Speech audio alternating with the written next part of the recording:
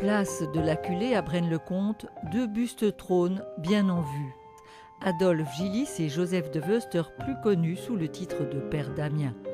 L'un s'est expatrié au Congo pour faire du commerce, l'autre a mené une œuvre à la fois spirituelle et sociale dans l'archipel d'Hawaï.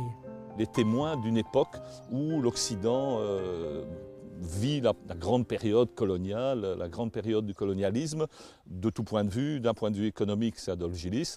D'un point de vue religieux, les missions, c'est le Père Damien.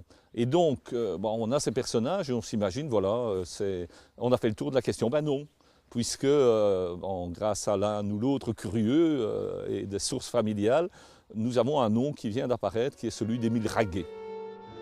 Émile Raguet naît à Braine-le-Comte en 1854. Il suit une formation à Bonne-Espérance qu'il complète à Tournai pour enfin arriver aux missions étrangères de Paris. De là, il part au Japon. Nous sommes en 1879.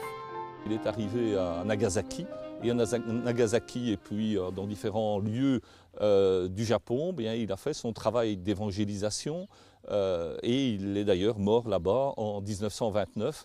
Il n'est jamais revenu, il y a sa lettre d'adieu à ses parents alors qu'il a 25 ans et qu'il est sur le point de partir là-bas au Japon. Les missions étrangères de Paris existent toujours et conservent actuellement de précieuses archives depuis leur création au milieu du XVIIe siècle. Leur objectif principal est d'envoyer des missionnaires et d'installer un clergé à l'étranger. L'objectif également est de s'ouvrir à ces cultures étrangères, donc d'adapter certains aspects en tout cas du christianisme aux régions dans lesquelles le christianisme est implanté et en même temps de s'abstraire de tout ce qui est question politique évidemment dans les pays où ils sont, donc rester avec des objectifs sociaux, des objectifs religieux dans les pays en question. Et évidemment, il y a une correspondance très très importante et des rapports qui ont été échangés et qui sont arrivés à Paris. On a là une mine considérable. On n'a pas encore eu le temps de l'explorer à fond pour ce qui concerne Émile Raguet, mais il y a d'autres personnalités qui ont évidemment aussi disparu de la mémoire collective d'une certaine manière, qui sont là-bas et dont les archives sont particulièrement intéressantes. Quelques morceaux de correspondance, quelques documents officiels, il reste de son passage sur Terre des traces qu'on est seulement en train de recueillir. On peut de cette manière-là entamer une enquête historique et commencer d'une part à voir sa généalogie, d'où il vient, à qui il était apparenté, etc. d'une part. Deux, peut-être de voir le contexte. C'est une période où il y a énormément de personnalités qui partent au loin.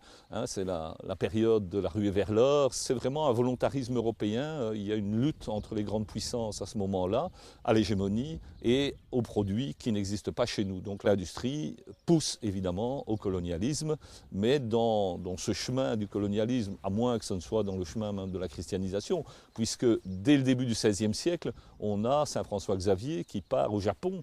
Alors, vraiment, la route vient d'être ouverte d'une certaine manière.